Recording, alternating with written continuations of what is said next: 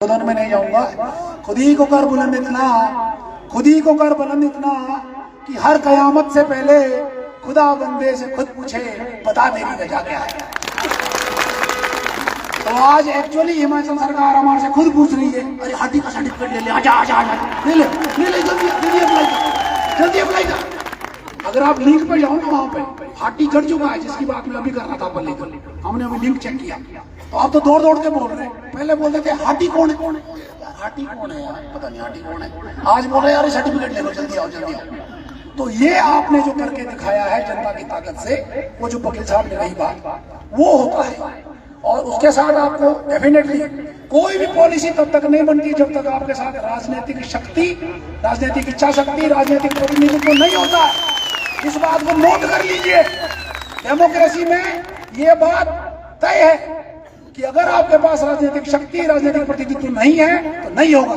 तो हमारे जो दो राजनीतिक प्रतिनिधि यहाँ बैठे हुए हैं, इन दोनों का खूब इसमें योगदान है। और डेफिनेटली नो डाउट बलदेव भाई का योगदान यहाँ पे सबसे ज्यादा है। अगर हम परसेंटेज की बात करें तो हमने कहा पुरानी सरकार को भी कुछ ना कुछ देंगे, भाई उन्होंने किया था, कांग्रेस सरकार ने, बाकी लोगों ने, टोटल मिला के 10% सारा। और ये बात खुद मीटिंग में वहां पे सेक्रेटरी ने मानी कि इसके ऊपर सर सारा का सारा काम 2017 के बाद हुआ है। वो तो 5% बोल रहा था, 5% मैंने एक्स्ट्रा दे दिया उनको, टोटल 10% काम और 90% काम बाद में किया है। बात क्या थी जिस बात पे आज 5 महीने लगे, जिसमें डेडलॉक बना। डेडलॉक में हम आज भी अपनी बात पे कायम है। हमने कहा था कि एससी बाहर है और ट्रांसगिरी में रहने वाला जो परमानेंट रेजिडेंस है वो हाटी है। आज यही बात केंद्र सरकार ने लिख के दी है कि एससी 341 में आता है, आप 342 में आते हैं, और इसलिए जो एससी की 12 जातियां हैं ट्रांसगिरी में रहने वाली, वो बाहर है। कश, कनेत, भाट और पाबूज, ये चारों जातियां शेड्यूल ट्राइब में शामिल कर दी गई है।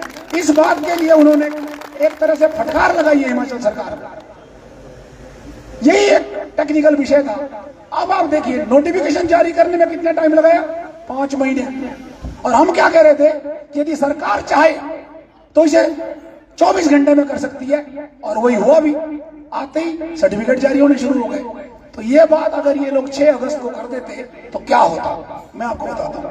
अगर ये बात 22 अगस्त को यहाँ आया था, अगर ये 24 अगस्त को कर देते ना, तो लगभग 1,11,331 वैकेंसीज सेंट्रल गवर्नमेंट और स्टेट गवर्नमेंट की जो निकली है, उसमें हमारे बच्चे एसटी से अप्लाई करते। मेरे पास डेटा है।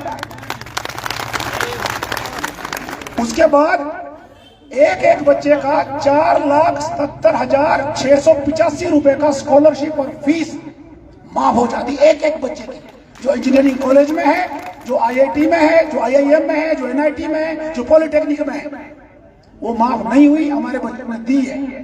नीचे चेन्नई में तो हमारा एक कांडो का लड़का और छत्तीसगढ़ का लड़का दोनों कट्टे पढ़ते हैं। उसने एक सेमेस्टर की भरी, हमारे लड़के ने 1,85,000, छत्तीसगढ़ वाले ने भरी 40,000, और रिफंड हो जाएगी। और दोनों का हमारा एक दिन हुआ था, छत्तीसगढ़ का हमारा।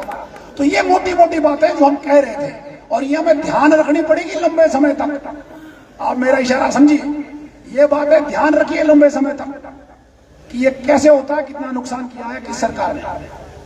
और जो मैं लास्ट बात कहना चाह रहा हूं, जो उन्होंने रेफरेंस दिया इस लेटर का कि आपकी जो डेट है 1950 है, जो हम चिल्ला चिल्ला के बोल रहे थे कि डेट का नहीं पता, डेट का नहीं पता, उसमें उन्होंने एक लेटर लिखा है नीचे, और ये बोला कि इसके बारे में 22 मार्च 1977 का एक लेटर है।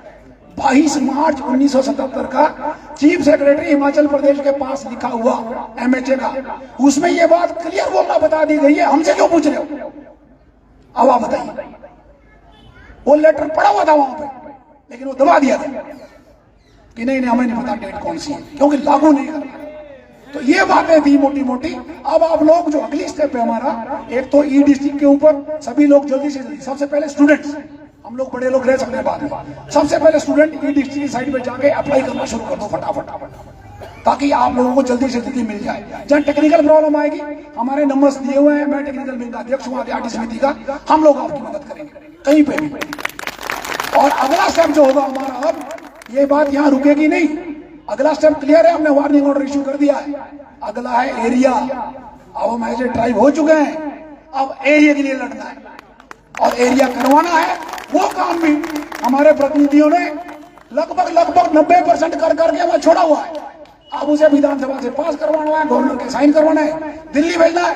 दिल्ली हम बलदेव भाई का वो इनको देते हैं, दिल्ली से ही करवा के लाएंगे, पहले यहाँ से करवा के लाएंगे, ये हो जाएगा, आप चिंता मत करो। तो ये हमारी अगली लड़ाई है, उसमें हमें आप लोगों की फिर आवश्यकता पड़ेगी और हम चाहेंगे कि आप लोग हमें उसमें जैसा इस बार से आप लोगों ने साथ दिया है वैसा ही साथ दे और दोबारा हम एरिया को भी जल्दी से जल्दी 2027 से पहले इसको भी करवा के छोड़े। और इसी के साथ आपका बहुत बहुत धन्यवाद। जय हाटी।